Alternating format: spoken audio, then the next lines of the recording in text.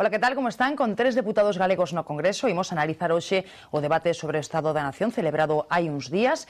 Queda só a votación das propostas de resolución presentadas polos grupos. Falaremos das cuestións das que se falaron no Congreso, a crise, as reformas que quere sacar adiante o goberno Zapatero ou a sentenza do Tribunal Constitucional sobre o Estatut. Antes de presentarlle os deputados que nos acompañan, enviámoslles dende o Faradoiro un saúdo a todos aqueles que nos seguen a través de Radio Obradoiro e os que nos ven dende calquera punto de Galicia grazas a R e grazas ás emisoras de Onda Nós, o canal Rías Baixas Barbanza, 10TV, a 7 Televisión, Tele20 e Televisión de Bergantiños. A todos, como sempre, moitas grazas por estaren aí. Saudamos xa os nosos convidados de hoxe. Belén do Campo, deputada do Partido Popular. Hola, Belén, que tal? Hola. Benvida.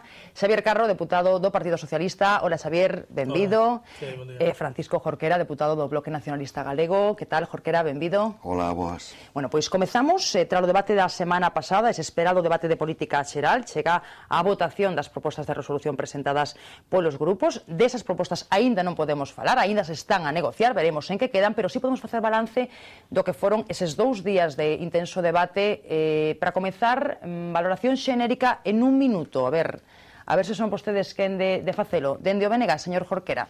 Bueno, creo que foi un debate decepcionante por moitos motivos, polo que atinxe o presidente do goberno. Creo que o debate permitiu constatar claramente o xiro social que está imprimindo as súas políticas. Defendeu en moitos aspectos exactamente o contrario do que defendía hai un ano, en o que afecta a cuestións que teñen un impacto singular en Galiza, cuestións que teñen a ver con problemas específicos do noso país, polas que foi interpelado polo BNG. Creo que a súa resposta caracterizouse pola falla de compromisos concretos, tangíveis, non pasou das boas palabras, pero sen asumir ningún compromiso real. E polo que respeita a atitude do líder do principal partido da oposición, creo que non enunciou ningunha alternativa. Desde ese punto de vista, a súa intervención e tamén a súa atitude no debate, por exemplo, ausentándose no segundo día, foi tamén total e absolutamente decepcionante. Pois decepción do BNG tanto pola actuación de Zapatero como a de Rajoy. Dende as filas populares, Belén? Bueno, nosotros la valoración que hacemos a lo que ha sido el debate del Estado de la Nación, que casi podíamos valorar lo mismo que ya habíamos hecho el año pasado, entendemos que el señor Zapatero una vez más ha hecho un certificado de defunción de lo que es su política, ya no solo de estos 2 años, sino de toda la legislatura anterior, en lo que nos ha llevado a esos 4,5 millones de desempleados, y donde no vemos que dé unas líneas de perspectiva económica, porque aún sigue siendo optimista y sigue viendo brotes en la economía que el Partido Popular, por desgracia, no los ve. Hemos visto cómo en su primera intervención el señor Zapatero ha dejado ausente a las comunidades autónomas, ha dejado ausente a Galicia y únicamente ha hecho referencia a la comunidad autónoma de Cataluña, siendo conscientes de que hay problemas importantes en Galicia, problemas que competen al Estado y de los que no ha hablado. Nos preocupa el tema de los astilleros en Navantia, nos preocupa el sector lácteo, nos preocupa los agricultores, los pescadores, nos preocupa el sector de la minería del carbón, que también del cual el señor Zapatero no ha defendido y sigue defendiendo ese decreto que nos impone. Y nos preocupa también que dentro de lo que es la política del bienestar, bueno, pues él se consuele simplemente con que se está pagando la prestación a los desempleados, cuando nosotros entendemos que lo que sí debe de hacer el señor Zapatero y el gobierno socialista de la nación, hacer propuestas económicas para la creación de empleo de esos 4,5 millones de desempleados que tenemos hoy en España. Bueno, o Partido Popular preocupado pola falta de compromiso do presidente Zapatero e o Partido Socialista. Xavier, que balance fai?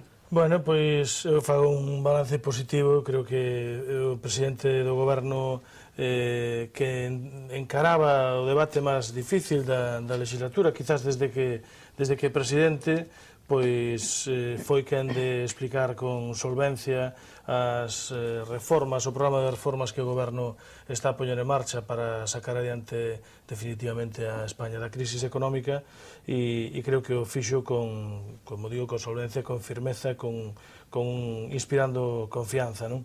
Frente a isto, pois, o que si vin foi no líder da oposición, no señor Rajoy, pois, unha indolencia e irresponsabilidade manifestada non só por perder a ocasión de plantear propostas ante os ciudadanos, sino tamén polo feito de que hasta tal punto pasa de todo, non? Que o segundo día do debate ni siquiera existiu, non? Xa se di que o señor Rajoy ten ausencias frecuentes no Parlamento. Eu xa non sei se son solo parlamentarias ou tamén de outro tipo, pero desde logo non me parece que esteña en condicións de plantearse ningún tipo de alternativa, e así dicen as enquisas, donde pois por encima do 70%, hasta o 77% dos ciudadanos pensan que non é capaz de facer unha oposición constructiva ou de ser alternativa de goberno, non? Tamén quixera destacar que eu creo que na pasada semana houve realmente dous debates. Hai un debate Zapatero-Rajoy, centrado pois por parte do Partido Popular en descalificacións personales ao presidente e por parte do presidente pois na defensa da súa posición e da súa política e de poñer en evidencia as propias contradicións de Rajoy. E hai outro debate entre o presidente e o resto dos grupos parlamentarios, que é un debate moito máis profundo, con argumentos, con propostas, con contraposicións de posicións políticas diferentes, pero con respeto. Baste decir, e aquí está Jorquera que o pode avalar, pois que aos 5 minutos de intervención do BNG pois houve unha intervención do presidente de media hora, non? Por lo tanto, hai dous debates distintos. Por qué? Porque o señor Rajoy non quer entrar realmente no debate das propostas e no debate do análisis real do que pasa no país. Por eso o presidente Zapatero ao final acaba facendo o seu debate, pero cos demás. Concordan con eso que di Xavier Carro, de que hai dous debates nese debate? A ver, señor Jorquera. Eu creo que foi objetivamente máis rico o debate que houve entre o resto dos portavoces e o presidente do goberno que o debate que houve entre Mariano Rajoy e o presidente do goberno. No debate entre Mariano Rajoy e o presidente do goberno, a mí hai unha cousa que me chamou a atención. Mariano Rajoy centrou toda a súa intervención en criticar o estilo e o xeito de gobernar do presidente do goberno, sin pôr sobre a mesa ningunha alternativa, sin falar, por exemplo, tampouco dos problemas de Galiza. Belén fixo mención a que falouse moito de Cataluña, pero por boca do presidente do goberno non se falou de Galiza, tampouco por boca de Mariano Rajoy. Pero logo na réplica, Zapatero o que fixo foi oposición da oposición, declinou da defensa das súas políticas para criticar o estilo de oposición que está practicando o Partido Popular. Creo que eso resume perfectamente como foi o debate entre os dous, e posiblemente fose así por dúas razóns. Primeiro, o Partido Popular non presenta alternativas porque o goberno está cometendo as reformas que a dereita desexa, que a dereita demanda, pero a dereita ao mesmo tempo non quere asumir os custes desas reformas, asumir os custes da crise económica, e prefire que o goberno, por así decirlo, se coza só na salsa da crise, non? E logo, polo que respeita o debate co BNG, bueno, creo que efectivamente o presidente do goberno demostrou unha actitude no que atinxe o seu talante, que é digna de pôr en valor. A unha intervención do BNG de 10 minutos, ela dedicou unha réplica de media hora, por lo tanto tivo unha actitude neste sentido de respeito, de deferencia, que nos sabemos valorar, pero desde logo as súas respostas foron total e absolutamente insatisfactorias. Non houve asunción de ningún compromiso concreto, tangible, a respeito das grandes cuestións que afectan o noso país. Belén. Bueno, vamos a ver, yo antes de nada dejar claro, el debate del Estado de la Nación es un debate en el que los grupos parlamentarios hacen un control a lo que durante este año ha hecho el Gobierno de la Nación.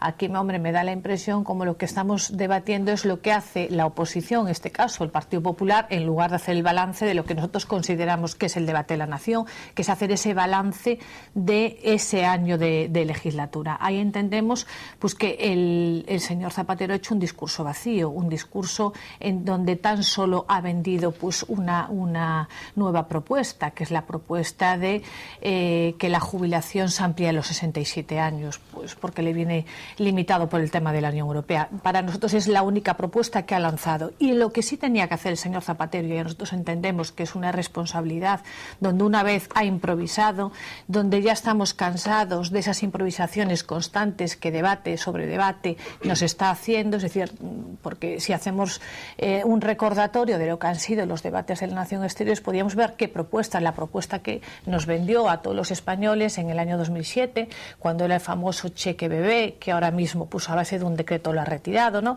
Cuando se está vendiendo una serie de temas que después de haberse alcanzado pues con un consenso social, con agentes sociales, con empresarios, con sindicatos, como fueron reformas laborales o con incluso pues el tema del Pacto de Toledo, a nosotros nos preocupe pues que el señor Zapatero, las únicas propuestas que nos pueda poner sobre la mesa son propuestas unilaterales que no tienen ese consenso. Por tanto, a nosotros decir en primer lugar que las propuestas del Partido Popular, mañana se van a presentar. Es decir, una cosa es el debate, donde tenemos que hacer un seguimiento y un control de lo que ha sido este año de gestión del gobierno socialista, y otra cosa son las propuestas del Partido Popular. El Partido Popular mañana presentará pues en el Congreso de los Diputados esas 19 propuestas muy amplias, con unas claras e incluso exposiciones de motivos, que se puede decir que es casi un programa de gobierno alternativo en todo lo que es materia económica, materias de bienestar social,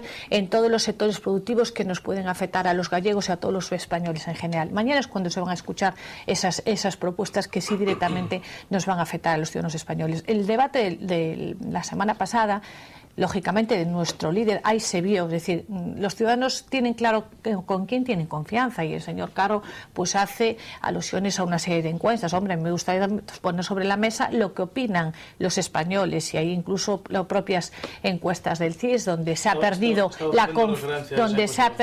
la confianza hacia el presidente del gobierno. Los ciudadanos españoles no tienen confianza, los autónomos no tienen confianza, porque no hay políticas económicas, no hay una estabilidad que dé confianza a los inversores para producir empleo, y eso le preocupa al Partido Popular.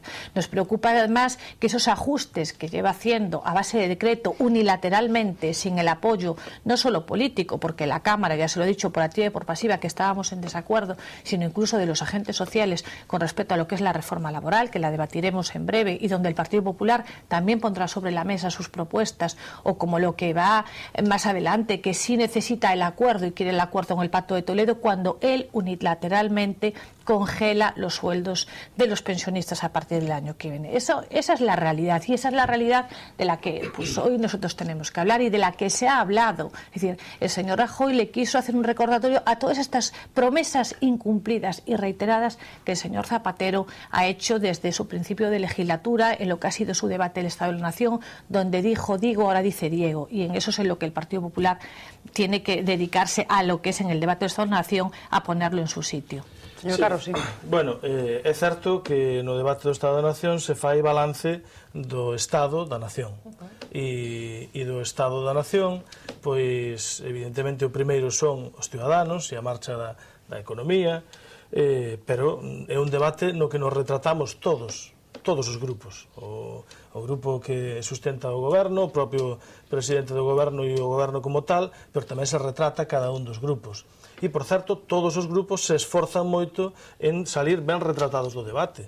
Todos. Desde o máis pequeniño ao máis grande, todos condensan as súas prioridades, as súas propostas dirixidas aos seus electorados respectivos para, efectivamente, transmitir unha imaxe positiva e transmitirse como grupos, pois, como alternativa ou como defensores de uns determinados intereses territoriales ou sectoriales, como sea, non? Pero isto non sucede no caso do Partido Popular. Non sucede en absoluto.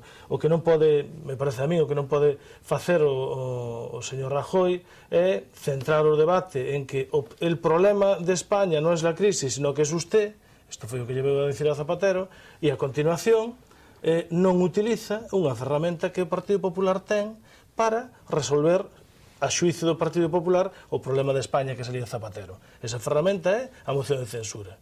se o señor Rajoy fixera unha exposición idéntica a que fixo, pero acabara a súa intervención dicindo, polo tanto, o Partido Popular presentará no próximo período de sesións unha moción de censura para resolver o que entende o Partido Popular que é o problema de España, que se chama señor Zapatero, pois, bueno, o seu discurso sería creíble. Pero, claro, os ciudadanos ven como hai unha descalificación total, además, personal do presidente, porque hai sempre, por parte de Rajoy, unha inquina personal que o presidente sempre deixa en segundo plano o resultado das políticas, non? E despois dese ataque personal ao presidente, dice, bueno, e convoque as elecciones. Bueno, pois é un xesto de cobardía política bastante destacable, non? E despois hai cousas que resultan casi insultantes aos ciudadanos, non? Por exemplo, que o señor Rajoy, aparte de non aparecer o segundo día por ali, non? O primeiro día, nos 2 últimos turnos de intervención, non consume o tempo.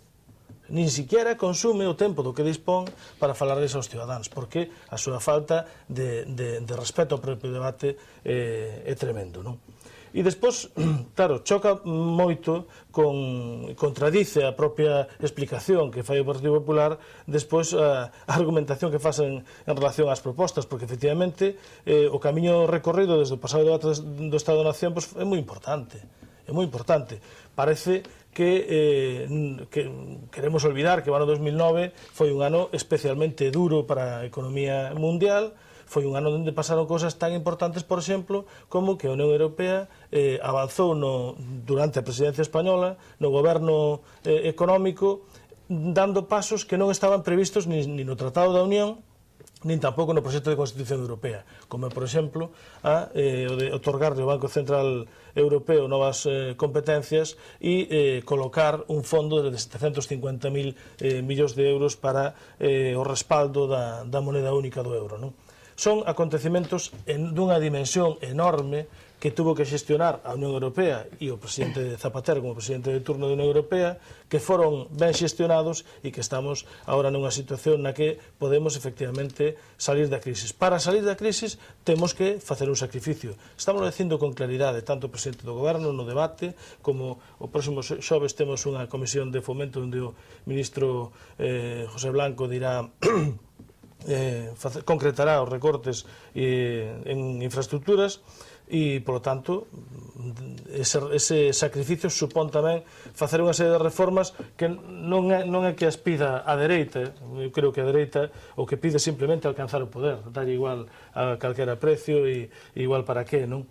O que pide estas reformas é o futuro do país e, desde logo, son reformas que están concertadas cos nosos socios europeos como non podía ser de outra maneira, non? Bueno, xa o tema da petición de eleccións anticipadas por parte de Mariano Rajoy. Dese asunto falaba tamén estes días o presidente da Xunta, Alberto Núñez Feijóo, que cree que sería bon momento pois o mes de maio do ano que ven, que cando se celebran tamén as eleccións municipais.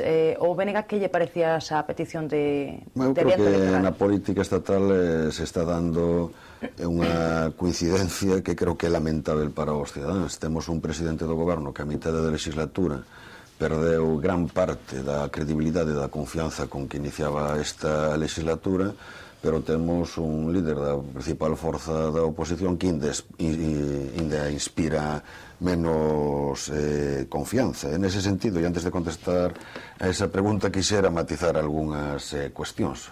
A respeito de que reformas se necesitan para o futuro do país, é algo opinável, é algo subjetivo, non é algo que este predeterminado, non está dito por Dios. Nese sentido, no debate de política xeral, por suposto que hai que facer balance, por suposto que a oposición ten que exercer a crítica ao labor do goberno, así tamén fixo o BNG, pero o que fixo o BNG e o que fixo prácticamente todas as forzas políticas é explicar o porqué da crítica, en que fundamentaba a crítica o que estaba facendo o goberno e cales eran as alternativas. Por poñer un exemplo, explicamos por que estamos en desacordo con esta reforma laboral, pero o BNG presentou unha alternativa. Esta semana se vai debatir unha emenda á totalidade articulada, unha proposta de reforma laboral, en definitiva, alternativa presentada polo BNG. Vaise debatir no Congreso dos Diputados.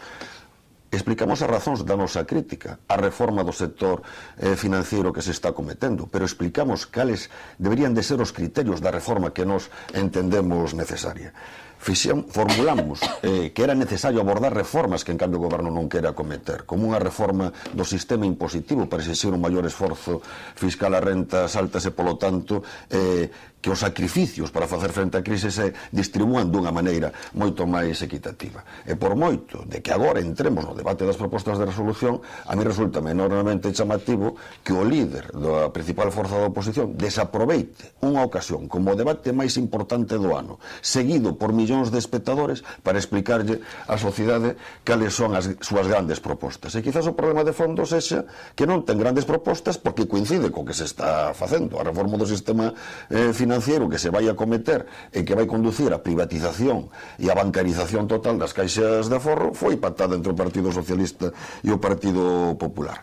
En o que atinxe a reforma laboral non debe haber grandes diferencias cando o Partido Popular non presentou unha emenda a totalidade a esa reforma laboral. E o que é inaudito é que, en cambio, a gran proposta sexa eleccións anticipadas. Miren vostedes, se queren eleccións anticipadas teñen un instrumento, que é presentar unha moción de censura para que o Congreso dos Diputados se pronuncie sobre si reproba o actual presidente do goberno e quere escoller un presidente do goberno alternativo. O Partido Popular ten ese instrumento, que o faga se considera que a gran solución é anticipar as eleccións. Posiblemente porque non o fai, porque a moción de censura no Estado español ten que ser unha moción de censura constructiva, con leva a presentar un programa alternativo e un candidato alternativo, e o Partido Popular non quere desvelar posiblemente o seu programa e por eso non presenta moción de censura. Pero se considera que a gran solución a todos estes problemas é a convocatoria de eleccións xa, o que ten que facer é presentar a moción de censura e punto. Bueno, Adiante, señora el Partido Campo. Popular lo que entiende es que los ciudadanos tienen que dejar de seguir sufriendo este calvario que están sufriendo con este gobierno, y lo que entendemos nosotros es que el presidente de gobierno, y visto porque se está llorando no solo en el Parlamento sino en todas las instituciones europeas de la situación crítica que tenemos económica en este país, lo responsable sería que él convocase sus propias elecciones. Exacto, Pero a mí sí me gustaría claro, puntualizar una serie de temas que ha dicho el señor Carro. Vamos a ver, él dice que la primera parte, yo no puedo compartir eso, pero bueno, que la primera parte de la intervención del señor Rajoy eran críticas personales al señor Zapatero. Mire, lo que ha quedado claro, y ahí en su primera intervención tenía razón nuestro presidente nacional, el señor Rajoy, cuando decía, y no me venga diciendo de que presentemos alternativa, que presentemos propuestas y que presentemos ideas para que usted gobierne, porque mire, el que las tiene que presentar en un debate del Estado de la Nación es el presidente del gobierno, y que sí tenía que hacer balance del resultado de las políticas, y eso es lo que ha hecho el señor Rajoy. Yo le invito, y tenemos aquí el diario de sesiones en el que claramente se ve lo que ha dicho uno y lo que ha dicho otro, es decir, en el debate del Estado, bueno, pero le invito a que vuelva a releerlo, porque a lo mejor hace falta, es decir, donde sí se ha vuelto a decir lo que no ha hecho este señor, es decir, que él se pueda alegrar de que hay un número importante de desempleados pues que tienen una cobertura, pero mire, tiene que saber el señor Zapatero que hay 800.000 desempleados hoy en día en España que no tienen ninguna cobertura de desempleo. Tiene que saber el señor Zapatero, y eso se ha dicho en el debate del Estado de la Nación, que el 45% de paro juvenil se está sufriendo ahora mismo en España, y eso lo tiene que saber él. Que se han destruido, y ya no vamos a lo que ha seguido toda la legislatura, es decir, lo que tiene que hacer es el balance objetivo de lo que ha pasado durante este año de mal gobierno socialista, es decir, y él tiene que ser responsable que del año pasado, de junio pasado a julio actual, pues se han destruido más de 700.000 empleos en España. De eso es de lo que nos tiene que hablar el señor Zapatero, de que se han cerrado más de 36.000 empresas, y eso sí que le tiene que preocupar a un presidente del gobierno. Es decir, esas son las propuestas que tiene que tomar en conciencia lo que es un presidente, si es un presidente responsable, que tiene que tener en cuenta que esos 8,5 millones de euros que se dedicaron al Plan E, cuando desde el gobierno socialista y ustedes mismos nos defendían que era un plan para reactivar la economía y para crear empleo, nos habían puesto incluso una cifra, 800.000 empleos se van a crear con el Plan E. ¿Y qué ha pasado durante este año? Pues mire, que tenemos 600.000 empleos destruidos en la construcción. Esas son las propuestas maravillosas que ustedes creen que hace el señor Zapatero. Pues mire, nos había prometido en el año 2009 la Ley de Economía Sostenible. Pues ya vemos dónde está la Ley de Economía Sostenible. Es decir, criticada por todas partes, pero que nos la iban a aprobar ya en breve. Pues ahí está, sin debatir. Nos prometía en el 2009 los portátiles para todos los niños. Pues mire, ahí está la Ley de Ciencia y Tecnología. En el 2006 nos proponían una reforma constitucional. Es decir, mire, que yo creo que los ciudadanos estamos cansados de tantas promesas incumplidas del señor Zapatero, que nosotros le pedimos que sea responsable, y lo más responsable que podía hacer era disolver pues las Cortes y convocar elecciones. Ya vemos que eso no lo quiere hacer, es decir, porque yo creo que duda incluso de sus propios apoyos, incluso pues sus diferencias que puede tener hoy en día, a día de hoy, incluso con el Partido Socialista de Cataluña. Veremos qué pasa con el señor Montilla, con su entrevista, qué es lo que van a hacer. Pero mire, nos preocupa sobre todo que los grandes perjudicados del gobierno del señor Zapatero pues sean los pensionistas, sean los trabajadores, sean los autónomos, sean los jóvenes. Eso nos preocupa al Partido Popular, y a eso es a lo que nosotros entendemos con nuestras propuestas de resolución que se debe hacer. Y solo una matización con respecto, es verdad lo que ha dicho el señor Jorquera, con respecto a la reforma laboral. Yo además estoy en la Comisión de Trabajo, y es verdad que creo que solamente 2 grupos parlamentarios, si no me confundo, son los que han presentado enmienda a la totalidad, entre ellos el Bloque Nacionalista Galego. Pero eso no exime a que el Partido Popular va a presentar una batería de propuestas para lo que entendemos que debe ser la reforma laboral. Nosotros entendemos, y lo venimos diciendo hace mucho tiempo, que sí es necesario una reforma del mercado de trabajo. Y que también decíamos que esa reforma del mercado de trabajo, consensuada con los agentes sociales, se debía de haber hecho en el momento en que donde estaba pues una mejor situación económica. Quizás hubiese sido más fácil haberla afrontado en ese momento, ¿no? Pues hace 4 años o al principio de la legislatura pasada. No se ha hecho, y ahora entendemos que sí tiene que hacerse, y para eso pues el Partido Popular también va a poner sobre su mesa pues las propuestas que nosotros entendemos que deben ser más viables, y sobre todo viendo las políticas que nosotros en el año 96, cuando gobernamos en el Gobierno de la Nación, propuestas para la creación de empleo. Creo que de ahí podríamos hablar mucho. ¿Adiante? Sí, vamos a ver. A mí me sorprende que se diga que o responsable sería disolver o Parlamento e convocar eleccións. Non é iso que dicen os ciudadanos. Ti antes facías referencia á encuesta do CIS, os ciudadanos en un 60 e pico % rechazan a convocatoria de eleccións anticipadas. Pero bueno, en todo caso, se a confianza de Rajoy, 80% dos ciudadanos non confían en él. Eso está bastante claro, non? Evidentemente, nunha situación de crisis é lógico que un goberno sufra un desgaste e unha pérdida de confianza, é normal. Pásalle a Zapatero en España, a Sarkozy en Francia, a Merkel en Alemania, perdeu as eleccións Gordon Brown, e pasa o mismo en Italia. Por lo tanto, eso non é unha cousa que nos sorprenda en absoluto, non? Pero no relatorio que se fai sobre a crisis económica, o Partido Popular sempre fai un relatorio confundindo fechas e acontecimentos como se a crisis esta fora algo homoxéneo ao longo desde o ano 2008 esta hora. Non é certo. E eu invito a que se comparen as propostas que se teñen e as políticas que se teñen desenvolto en España, que se comparen coas resolucións do G20 ou coas resolucións do ECOFIN ou coas os acordos dos órganos da propia Unión Europea, non? No primeiro momento da crisis, o primeiro problema é que hai un estallido do sistema financiero internacional. Se caen os grandes bancos a nivel mundial, por certo, os españoles aguantaron bastante ben, e son os que están agora os que mellor están de Europa, pero en todo caso se produce ese feito. Por lo tanto, o primeiro problema era taponar esa sangría e evitar que o sistema financiero se derrumbara a nivel mundial.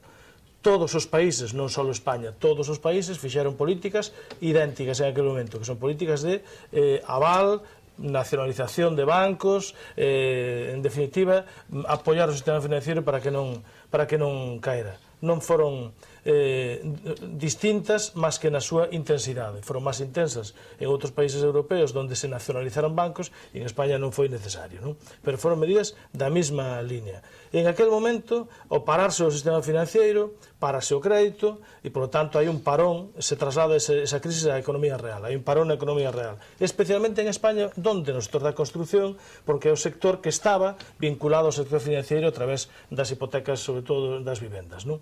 Ben, En ese momento, todos os países e tamén a indicación do punto terceiro das resolucións do G20 fan políticas fiscales de incentivo fiscal para sustituir con iniciativa pública e con diñeiro público o que era a falta de investimento do sector privado. E iso é o Plan E. E o Plan E sirveu para que 800.000 empleos que se terían destruído se non houbera Plan E non se destruíron. E en ese momento todos os países do noso entorno fixeron políticas similares ao Plan E. Por certo, tamén aqueles países onde goberna partidos fraternales do Partido Popular, da mesma línea política que o Partido Popular, non? E agora, neste momento da crisis, estamos precisamente con os déficits altos pola baixada de ingresos e pola posta en marcha de políticas expansivas desde o sector público, e estamos en un momento onde necesitamos facer planes para reducir o déficit. E non está facendo só España, está facendo toda Europa. Isto é o que se está facendo en España con seriedade e con solvencia por parte do goberno, e con unha diferencia: en todos os países europeos as oposicións políticas están apoiando os seus gobernos en un momento difícil como este, pero en España o Partido Popular está, o señor Rajoy, debajo de la higuera, esperando a que el higo del poder le caiga en la boca. Temos que facer unha pequena pausa para a publicidade, deixámolo para despois, no Faladoiro volvemos de contado, facendo hoxe o noso particular debate sobre o Estado da Nación. Estamos xa de volta no Faladoiro, hoxe na compañía dos deputados no Congreso, Francisco Jorquera do BNG, Xavier Carro do PSOE e Belén do Campo do PP, falando do debate do Estado da Nación. Mañá se votan as propostas de resolución presentadas polos grupos.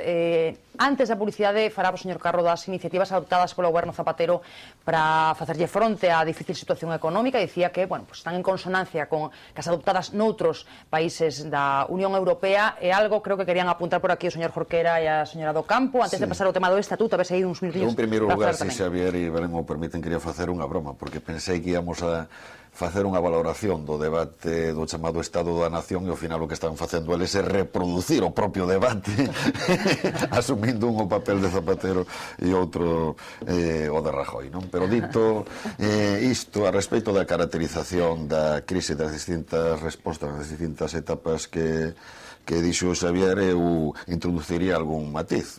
Estamos de acordo en que esta é unha crise que se xerou no sector financiero. E nas etapas que describen tamén, non? Estamos de acordo en que, en grande medida, o déficit público xurde como consecuencia da necesidade de mobilizar grande cantidade de recursos públicos para socorrer e sanear o sector financiero e outras medidas de estímulo para estimular os sectores que estaban en crise económica, aparte da lógica baixada da recaudación pública que conleva toda a crise económica. Polo tanto, o déficit público non é a causa da crise, como algunos pretenden facer entender, é consecuencia da crise, dunha crise xerada no sector privado, onde os estados acudiron ao rescate do sector privado, e iso foi o que fixo que entraran en crise. Cal é a grande desgracia e o grande paradoxo desta situación? Que nunha crise orixinada a nivel internacional no sector financiero, ao final son os poderes financieros os que dictan as políticas que agora teñen que facer os estados, e un déficit público en grande medida provocado pola necesidade de acudir ao rescate do sector privado. Agora os poderes financeiros din: vostedes teñen que reducir ese déficit, e teñen que reducirlo axustando as políticas sociais, en definitiva, transferindo aos sectores populares os custes dunha crise que les generaron os grandes poderes financeiros. E simplemente un matiz máis ao respecto: hai outras políticas posibles para facer frente á crise, pero que incluso Estados Unidos, pese a que as taxas de crecemento de economía en Estados Unidos xa as quixera para sí a economía española nestes momentos, está optando por unha estrategia distinta, porque considera que unha reducción drástica precipitada do investimento público, cando a recuperación non está consolidada, pode ser total e absolutamente contraproducente para a recuperación económica, e está advirtindo a Unión Europea de que as súas políticas poden conducir a un longo período de estancamento. Por lo tanto, hai outras políticas posibles, incluso dentro da lógica do sistema.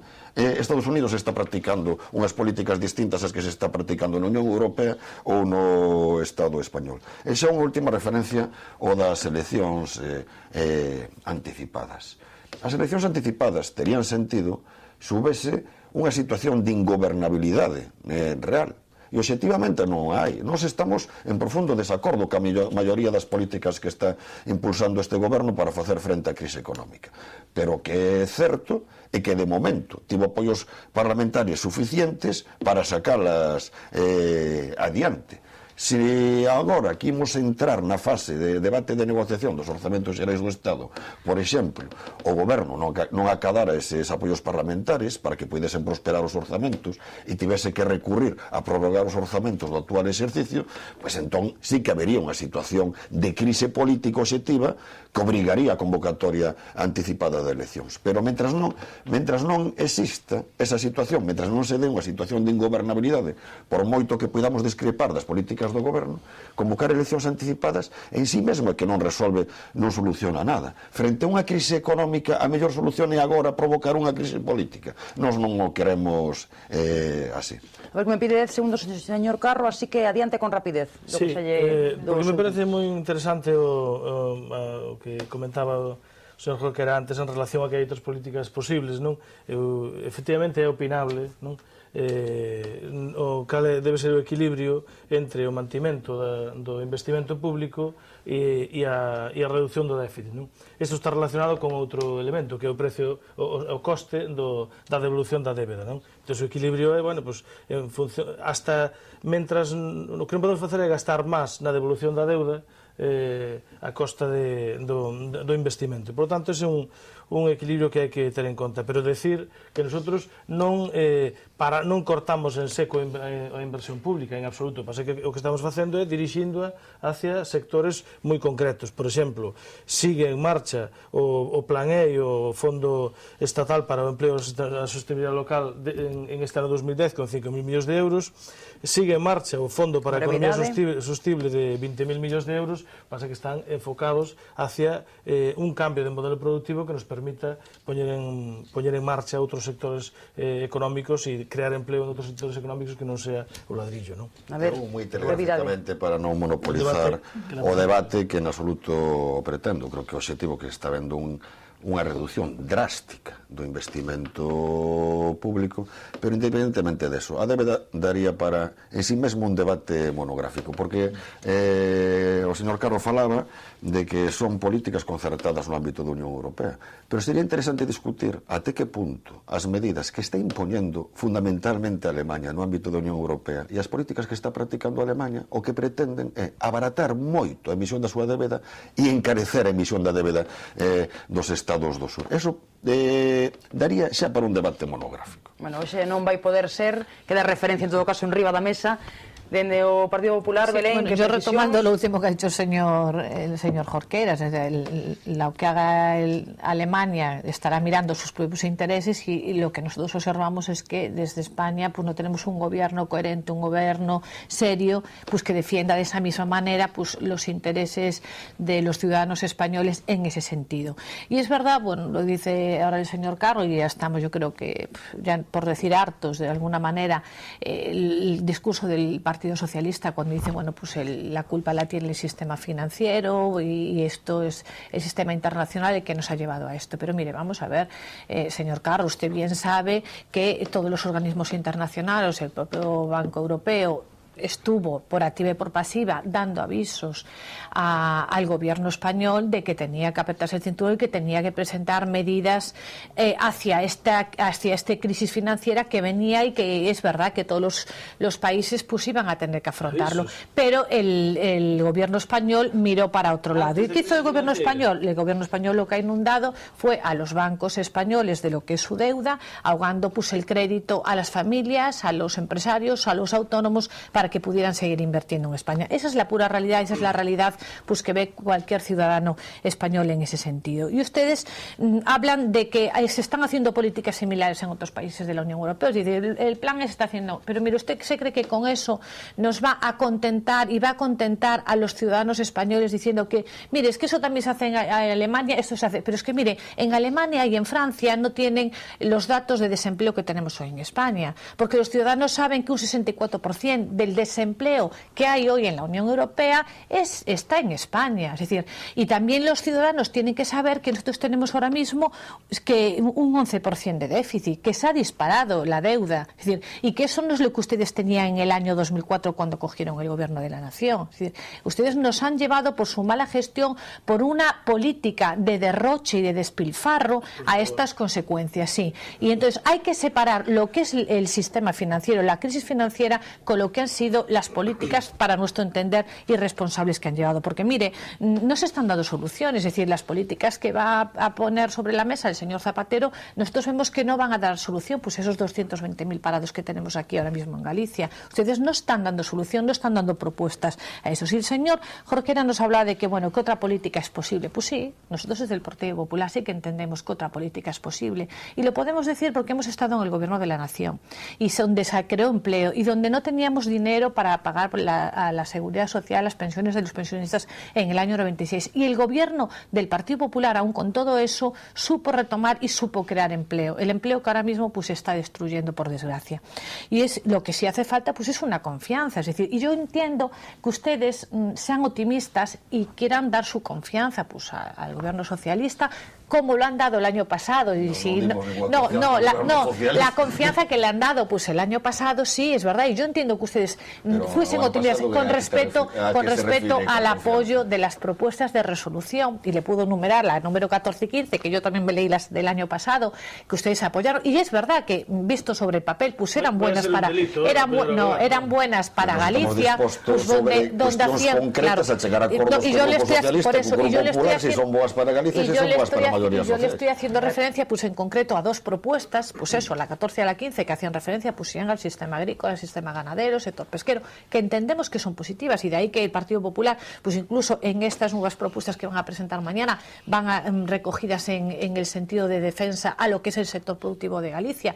Pero yo simplemente quería decir que, hombre, yo no sé ahora la confianza de aquí a mañana cómo se va a negociar, pero bueno, que seamos todos responsables, y que lo que sí pedimos pues al Gobierno de la Nación es decir, que las propuestas de resolución, incluso en materia de infraestructuras, que había un compromiso, pues no está ahora está el señor Blanco, estaba la señora Madalena Álvarez, pero sí había una propuesta relativa a lo que eran las infraestructuras también de Galicia, y que también han caído en saco roto. Es decir, y que es verdad que ahora habrá recortes, de los que ya el señor Zapatero ha anunciado ya recortes sin aún saberlos, que el señor Blanco los dirá en la propia Comisión de Fomento. Es decir, bueno, ya sabe qué recortes nos puedan anunciar, y eso nos preocupa. Es decir, nos preocupa que mañana o pasado nosotros aprobemos propuestas en el Congreso de los Diputados que se consensúen, y que después este gobierno, bueno, pues se las toma la chiripa, como se ha sido en último. Eso es lo que le preocupa al Partido Popular, y ya que el gobierno socialista, el señor Zapatero, pues no tiene intención de disolver las Cortes y convocar nuevas elecciones, que entendemos que debería hacerlo,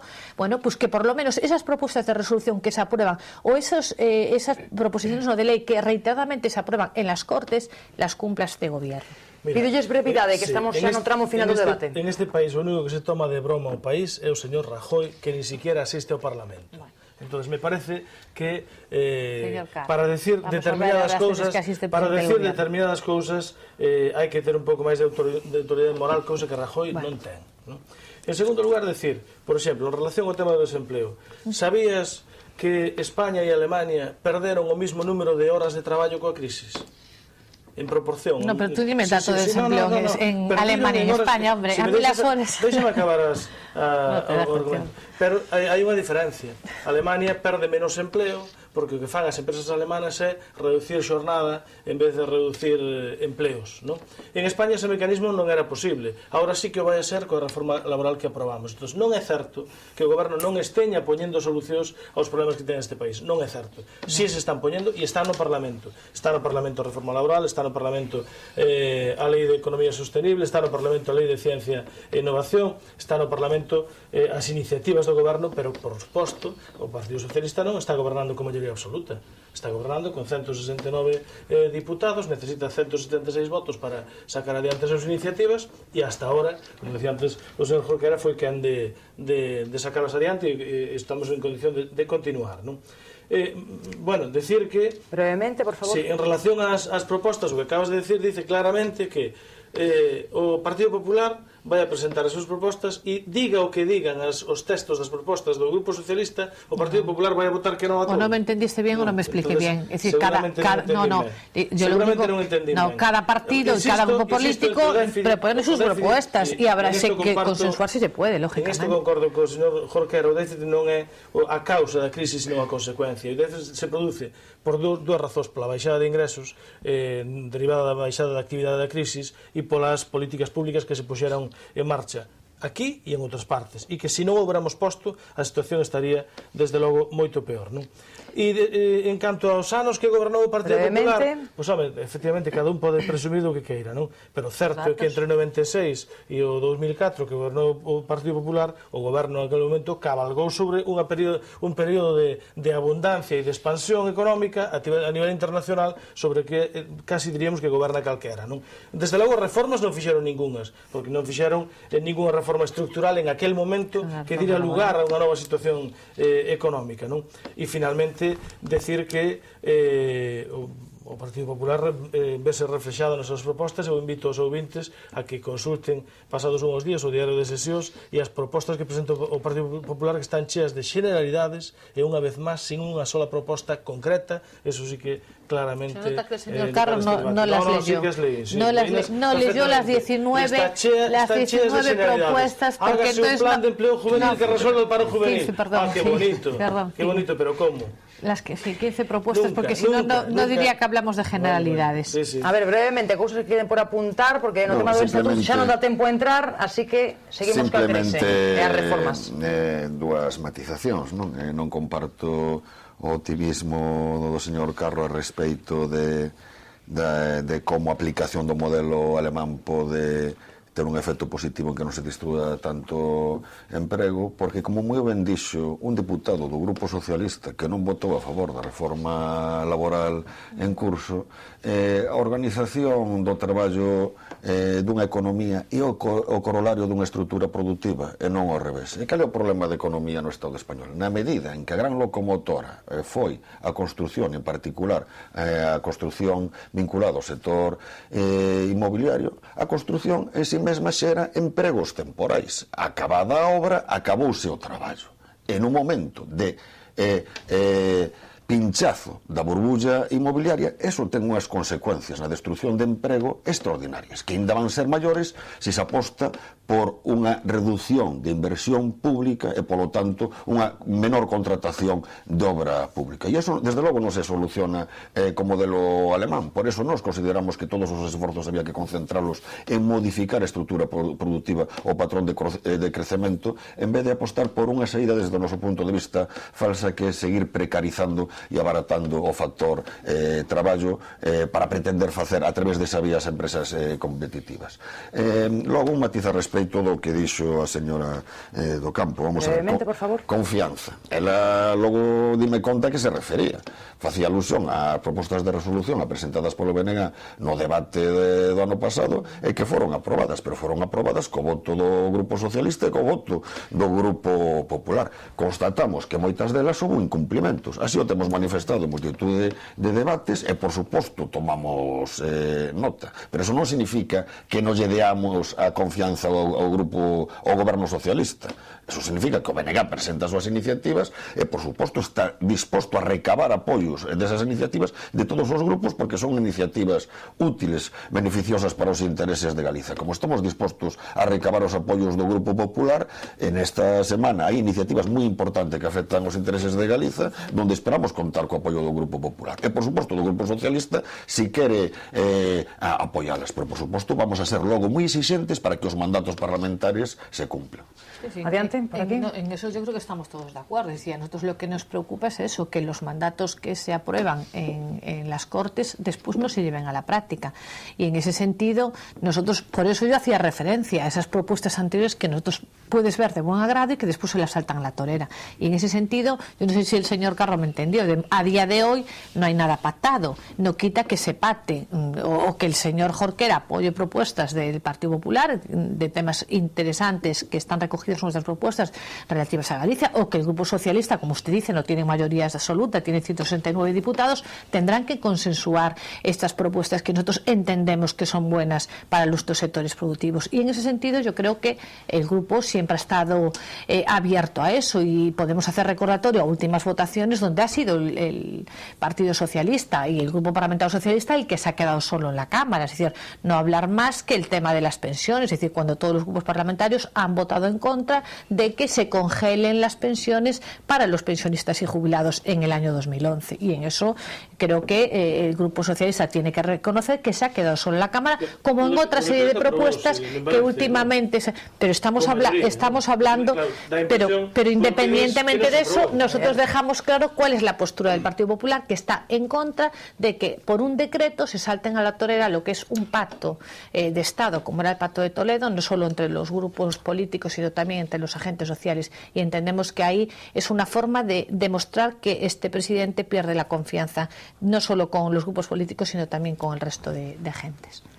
Para rematar, bueno, eu espero que efectivamente no debate sobre as resolucións e nas votacións das resolucións podamos chegar a acordos. Desde logo é o que leva facendo o Partido Socialista desde o 2004, non? Estamos en esta legislatura nesto que vimos en chamar geometría variable na Cámara, e efectivamente en función do contido das propostas pues buscamos apoios para sacalas adiante. Solo decir que en relación ás cousas que se ganan, que o Partido Socialista gana ou perde no Parlamento, estamos de momento en un ranking do total das votacións da legislatura, estamos ganando máis votacións que na legislatura do Partido Popular cando tiña maioría absoluta. O sea que de momento non nos preocupa esta circunstancia. É cuestión de ejecutar lo que se aprueba. Seguimos traballando neso, e desde logo que así te han demostrado capacidade negociadora o Grupo Socialista e o Partido Socialista, e vamos a seguir adiante. Bueno, pues hoxe deixámoslo aquí, veremos que xeometría variable se produce no Congreso. Moitísimas grazas a Francisco Jorquera, Xavier Carro e Belén do Campo. Xa sei que lles queda ainda traballo, pero desexolles un bo verán cando poidan coller vacacións, que tamén serán merecidas. A todos vostedes, gracias tamén por acompañarnos un día máis no Faradoiro. Saben que poden seguir informados na página web del Correo Gallego, www.elcorreogallego.es.